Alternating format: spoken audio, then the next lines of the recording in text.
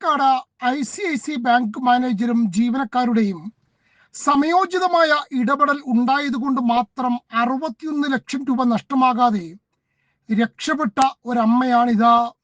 പാലക്കാട് കോങ്ങാട് സ്വദേശിനി ഗീത റിട്ടയർഡ് അധ്യാപികയാണ്. 2 ദിവസം മുമ്പ് ഗീതയ്ക്ക് ഒരു ഫോൺ വരുന്നു. CBI ഓഫീസിൽ നിന്നാണെന്ന് പറഞ്ഞ് ഒരുപാട് നക്ഷത്രമിട്ട യൂണിഫോം ഒക്കെ ഇട്ട ആളുകൾ വിളിച്ച് എന്തൊക്കെയോ പറഞ്ഞെന്ന്. ഒടുവിൽ നിങ്ങൾ ഡൽഹിയിൽ കാനറ ബാങ്ക് ശാഖയിൽ അക്കൗണ്ട് തുറന്നതുകൊണ്ട് രാജ്യം അന്വേഷിക്കുന്ന 247 ക്രിമിനലുകളിൽ ഒരാൾ നിങ്ങളാണെന്നും നിങ്ങളെ അറസ്റ്റ് ചെയ്യുകയാണെന്നും ഗീതയോട് പറഞ്ഞു. ഗീത പറഞ്ഞു തനിക്ക് കാനറ ബാങ്കിൽ ഡൽഹിയിൽ ശാഖയിൽ അക്കൗണ്ട് ഇല്ല എന്നൊക്കെ പറഞ്ഞിട്ടും CBIക്കാർ കേട്ടില്ല. എന്നിട്ട് അവസാനം പറഞ്ഞു, നിങ്ങൾ സമാധാനപ്പെടൂ, CBI അറസ്റ്റ് ചെയ്ത കാര്യം ആരോടും പറയണ്ട എന്ന, രക്ഷപ്പെടാനുള്ള വഴിയും പറഞ്ഞു തരാമെന്ന. എന്നിട്ട് ഏതൊക്കെ ബാങ്കിൽ അക്കൗണ്ടിൽ പണമുണ്ടെന്ന് ചോദിച്ചു. പാവം റിട്ടയർഡ് അധ്യാപിക തത്ത പറയുന്നത് പോലെ എല്ലാം പറഞ്ഞു. എന്നാൽ പിന്നെ ബാങ്കിൽ പോയി പണം പിൻവലിച്ചിട്ട് തങ്ങൾ നൽകുന്ന അക്കൗണ്ടിലേക്ക് നിക്ഷേപിക്കാൻ പറഞ്ഞു.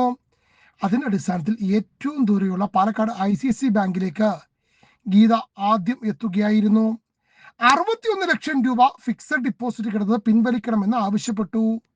3 ദിവസം കൂടി കഴിഞ്ഞാൽ FD മെച്യൂരിറ്റി ആകുമെന്നും എന്തിനാണ് ഇത്ര തിരക്കിട്ട് പണം പിൻവലിക്കുന്നതെന്നും മാനേജർ ചോദിച്ചു. CBI ഓഫീസർ നേരത്തെ ഇങ്ങനത്തെ ചോദ്യം ചോദിച്ചാൽ എങ്ങനെ ഉത്തരം പറയണം എന്നും പഠിപ്പിച്ചിട്ടുണ്ടായിരുന്നു.